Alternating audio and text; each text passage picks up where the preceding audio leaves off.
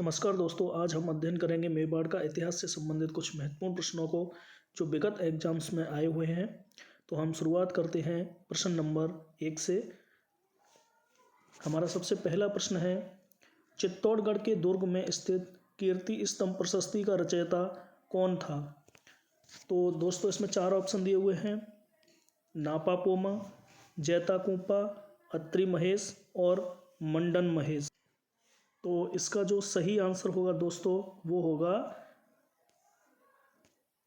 अत्रि महेश, क्योंकि जो चित्तौड़गढ़ दुर्ग में कीर्ति स्तंभ प्रशस्ति लगी हुई है उसका रचयिता अत्रि महेश थे। और बाकी के जो दिए गए हैं नापा और पोमा, ये इसके शिल्पकार या वास्तुकार थे, जैता, नापा, पोमा और पूंजा।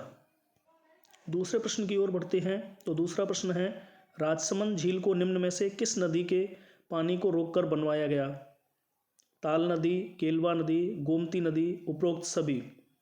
तो दोस्तों इसका जो सही आंसर होगा वो होगा उपरोक्त सभी, क्योंकि ये जो तीनों नदी हैं ताल, केलवा और गोमती, इन तीनों नदियों को मिलाकर के ही राजसमंद झील का निर्माण राज सिंह ने करवाया था। ये मेवाड़ के महाराणा थे राज सिंह। इन्होंने 1662 ईस्वी में इसका निर्माण शुरू करवाया था, जो कि अकाल राहत के लिए इसका निर्माण किया गया था। अगला प्रश्न है, मुगलों से संधि करने वाला मेवाड़ का प्रथम शासक कौन था? इसमें 4 ऑप्शन है, महाराणा अमर सिंह, महाराणा राज सिंह, महाराणा प्रताप और महाराणा कर्ण सिंह। तो दोस्तों इसका सही आंसर होगा महाराणा अमर सिंह, क्योंकि महाराणा अमर सिंह ने ही सबसे पहले मुगलों से संधि की थी मेवाड़ की तरफ से 5 फरवरी 1615 को। इस समय पर मुगल बादशाह था जहांगीर, और मेवाड़ की तरफ से जो संधि पत्र था उसको लेकर के गए थे हरिदास झाला और शुभकरण। प्रश्न नंबर 4, महाराणा प्रताप के दरबारी कवि चक्रपाणि मिश्र ने निम्न में से किस ग्रंथ की रचना नहीं की थी? तो इसमें हमें चक्रपाणि मिश्र का ग्रंथ कौन सा नहीं है वो छांटना है दोस्तों। तो यहाँ जो चक्रपाणि मिश्र के ग्रंथ दिए गए हैं उनमें से देखते हैं कौन सा चक्रपाणि मिश्र का नहीं है। तो इसमें से सही ऑप्शन होगा गोरा और बादल, क्योंकि ये जो गोरा और बादल कृति है वो लिखी गई है नरेंद्र मिश्र के द्वारा। इसकी रचना करी थी नरेंद्र मिश्र ने।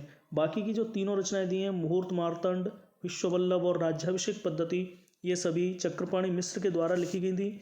और इनकी एक और रचना है जिसका नाम है व्यवहार आदर्श। अब बढ़ते हैं 5वें प्रश्न की ओर।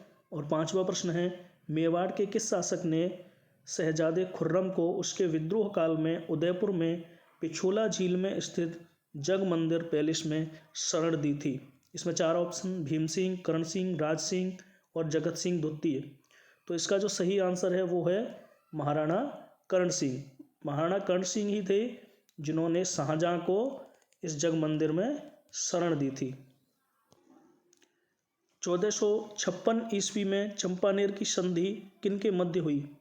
महाराणा कुंभा व कुतुबुद्दीन अहमद शाह व महमूद खिलजी प्रथम, महाराणा कुंभा व महमूद खिलजी प्रथम, और चौथा ऑप्शन है इनमें से कोई नहीं। तो जो चंपानेर की संधि थी वो हुई थी महमूद खिलजी प्रथम और कुतुबुद्दीन अहमद शाह के बीच। तो दोस्तों इसका 2 नंबर ऑप्शन सही है, और ये हुई थी 1456 में, और ये हुई थी मेवाड़ के महाराणा कुंभा को रोकने के लिए। 7वें प्रश्न की ओर बढ़ते हैं। किस इतिहासकार के अनुसार मेवाड़ के गोहिल ईरान के बादशाह नौशेखा आदिल की संतान है? अबुल फजल के अनुसार, भंडारकर के अनुसार, कर्नल टॉड के अनुसार, गौरीशंकर ओझा के अनुसार। तो जो दोस्तों इसका सही आंसर होगा वो होगा अबुल फजल, क्योंकि अबुल फजल ने ही कहा है कि जो मेवाड़ के गोहिल हैं वो बादशाह नौशेखा आदिल की संतान हैं।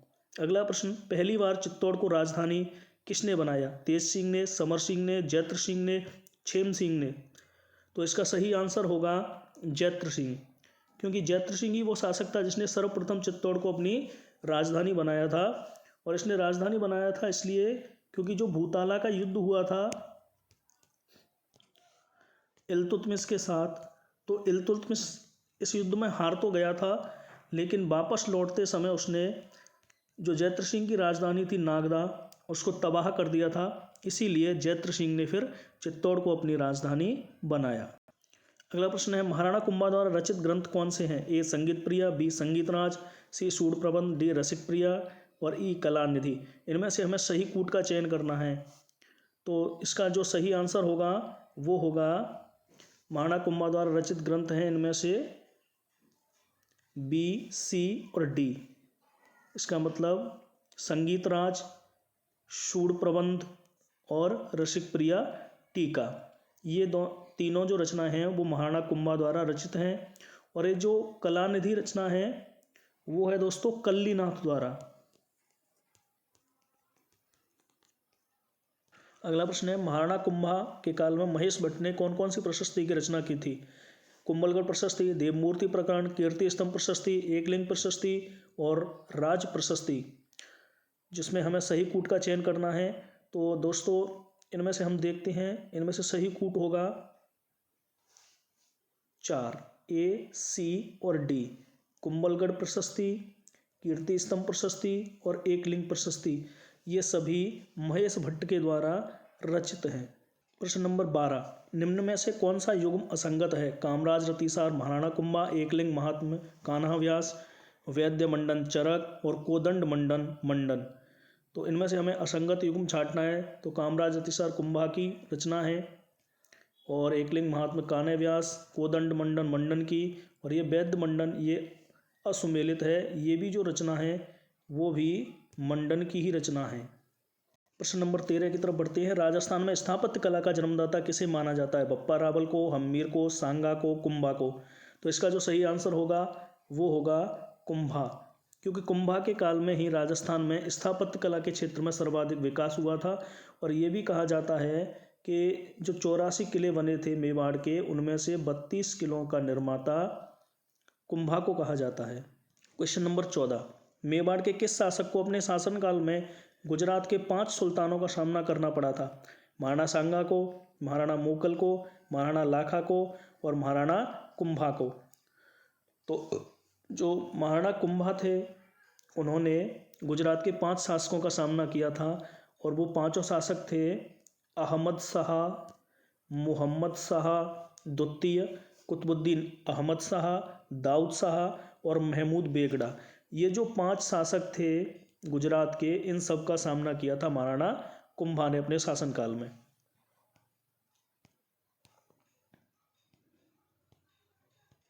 प्रश्न नंबर 15, चित्तौड़ का तीसरा शाखा किस राजपूत रानी के नेतृत्व में हुआ? रंगदेवी, कर्मावती, सहलकवर और फूलकवर। तो इसका जो सही आंसर होगा वो होगा फूलकवर, क्योंकि ये जो तीसरा शाखा हुआ था 1568 में, तो उस समय जयमल और फत्ता ने दुर्ग की रक्षा करी थी, और जो फत्ता की पत्नी थी फूलकमर, उन्होंने इसका नेतृत्व किया था। क्वेश्चन नंबर 16, मेवाड़ के शासक लाखा ने अपने प्रण को पूरा करने के लिए किस किले को मिट्टी का बनाकर जीता? अजमेर के किले को, बूंदी के किले को, सिवाना के किले को और जालौर के किले को। तो इसका जो सही आंसर है वो होगा बूंदी का किला। बूंदी के किले को लाखा ने अपना प्रण पूरा करने के लिए मिट्टी का बनवाया था, नकली बनवाया था, जिसको उन्होंने जीतकर अपने प्रण को पूरा किया, और इसकी रक्षा करते हुए कुंभाहाड़ा वीरगति को प्राप्त हुआ था। क्वेश्चन नंबर 17, राणा प्रताप की छतरी कहाँ स्थित है? चावंड में, जालौर में, बांडोली में और मंडोर में।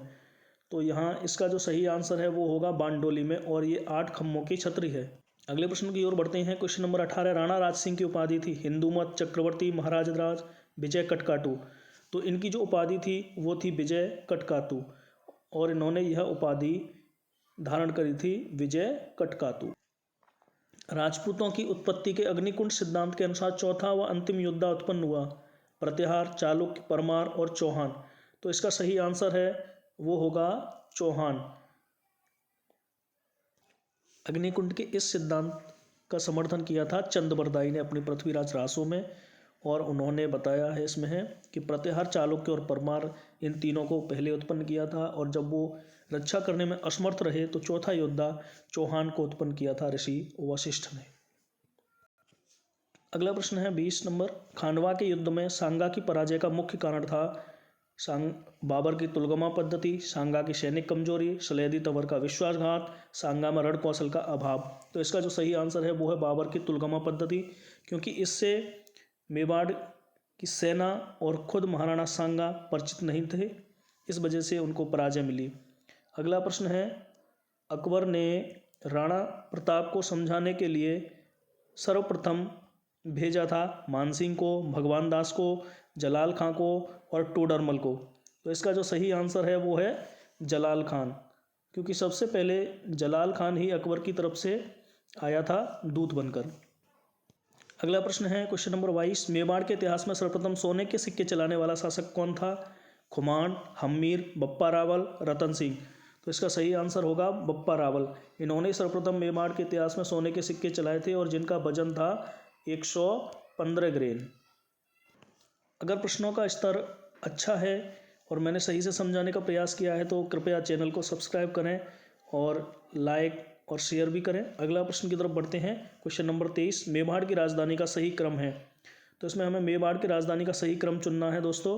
तो इसमें जो मेवाड़ की राजधानी का सही क्रम है वो है ऑप्शन नंबर 2, नगरी, नागदा, चित्तौड़ और कुंभलगढ़। सबसे पहले नगरी राजधानी थी मेवाड़ की, फिर उसके बाद में नागदा, उसके बाद में चित्तौड़ जयद्रथ सिंह के समय और उसके बाद में हो गई कुंभलगढ़। अगला प्रश्न है, मेवाड़ महाराणाओं का राज तिलक करते थे बागड़ी के ठाकुर, ऊंदरी के भील, ब्राह्मण द्वारा, देवलिया सरदार द्वारा। तो इसका जो सही आंसर होगा वो होगा ऊंदरी के भील। ऊंदरी गांव के जो भील थे वो मेवाड़ महाराणाओं का राज तिलक करते थे और जो चुंडावत होते थे वो तलवार बांधते थे। अगला प्रश्न है, कुंभा द्वारा आबू सिरोही को विजय करने के समय सिरोही का शासक कौन था? सहसमल, अजयमल, कुमारपाल, मूलराज। तो इसका सही आंसर है वो होगा सहसमल। ये सहसमल देवड़ा जो था वो सिरोही अभियान के समय सिरोही का शासक था, जब कुंभा ने नाहर सिंह डोडिया के नेतृत्व में सेना भेज करके और इसको पराजित किया था। क्वेश्चन नंबर 26, मोकल की हत्या कहाँ की गई थी? जीलवाड़ा, मेवाड़, मेरवाड़ा, देलवाड़ा। तो इसका जो सही आंसर है वो है जीलवाड़ा। जीलवाड़ा नामक स्थान पर इनकी हत्या की गई थी और ये हत्या की थी चाचा और मेरा ने। प्रश्न नंबर 27 की ओर बढ़ते हैं। निम्नलिखित में से किस मध्यकालीन शासक ने मेवाड़ का नाम खिजराबाद रखा था? जलालुद्दीन खिलजी ने, अलाउद्दीन खिलजी ने, मोहम्मद बिन तुगलक ने और ऑप्शन नंबर 4 फिरोज शाह तुगलक ने। तो जो इसका सही आंसर है वो है अलाउद्दीन खिलजी। अलाउद्दीन खिलजी जो था उन्होंने चित्तौड़ का नाम खिजराबाद रखा था और अपने पुत्र को यहाँ का शासन सौंप करके चला गया था और ये 1303 ईस्वी में किया था। प्रश्न नंबर 28 की ओर बढ़ते हैं। बाप्पा रावल को चार्ल्स मार्टेल किसने कहा है? जेम्स टॉड ने, अबुल फजल ने, दशरथ शर्मा ने, सीवी वैद्य ने। इसका जो सही आंसर है वो होगा सीवी वैद्य। सीवी वैद्य ने ही बप्पा रावल को चार्ल्स मार्टेल कहा है। उस चार्ल्स मार्टेल से उसकी तुलना की है क्योंकि इन्होंने सबसे पहले मुस्लिमों को खदेड़ा था, उसी प्रकार भारत में सबसे पहले बप्पा रावल ने भी उनको खदेड़ा था। प्रश्न नंबर 29, अकबर द्वारा महाराणा प्रताप के लिए भेजे गए शिष्टमंडलों का सही क्रम है। इन सब ऑप्शनों को जब हम पढ़ते हैं, जलाल खां, भगवान दास, टोडरमल, मानसिंह, तो इनमें से जो सही क्रम है वो होगा ऑप्शन नंबर 4, जलाल खां, मानसिंह, भगवान दास और टोडरमल। टोडरमल को इन्होंने सबसे लास्ट में भेजा था। उदय सिंह ने मालदेव की सहायता से चित्तौड़ पर अधिकार किया। यह युद्ध कहाँ लड़ा गया था? देवारी में, चित्तौड़ में, मावली में, कुंभलगढ़ में। तो इसका जो सही आंसर है वो है मावली।